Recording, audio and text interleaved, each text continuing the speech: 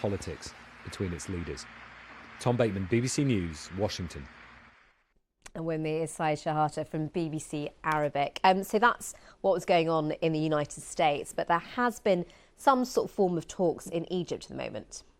Yeah, there's the negotiation will resume today in Egypt, and the reports from Egypt that Israeli delegation arrived to Egypt last night. It was not confirmed yet, but the negotiation will resume today.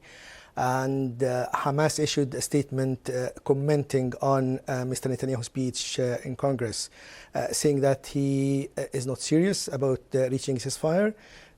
He is an obstacle to reach any deal.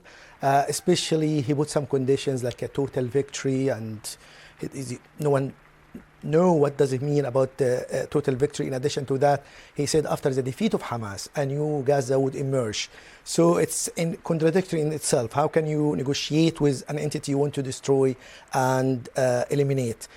So Hamas recently dropped one of the preconditions for negotiation, which is a ceasefire before any negotiations. They dropped that, but Mr. Netanyahu, instead of go to middle way and negotiate, he said that more military pressure will put Hamas make more concessions in negotiation.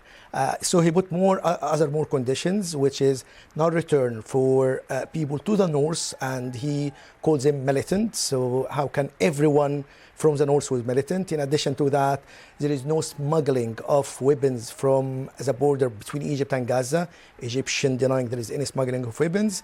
In addition to that, the move from the first stage of the plan, which announced by Mr. Biden, 6 weeks like truce, where they swap some prisoners of Palestinian in Israeli prisons in return for some hostages. So the second stage was the total withdrawal of Israeli forces from Gaza and the end of all activities. But Mr. Netanyahu saying he would continue fighting until eliminate Hamas. So this kind of condition put pressure on the negotiation and put some pessimistic picture that there's no perspectives for doing that. Even Mr. Biden in his meeting with Mr. Netanyahu, he will discuss the obstacles in order to reach a middle way to reach a deal. Sure. Thank you very much, Shehata, there from BBC.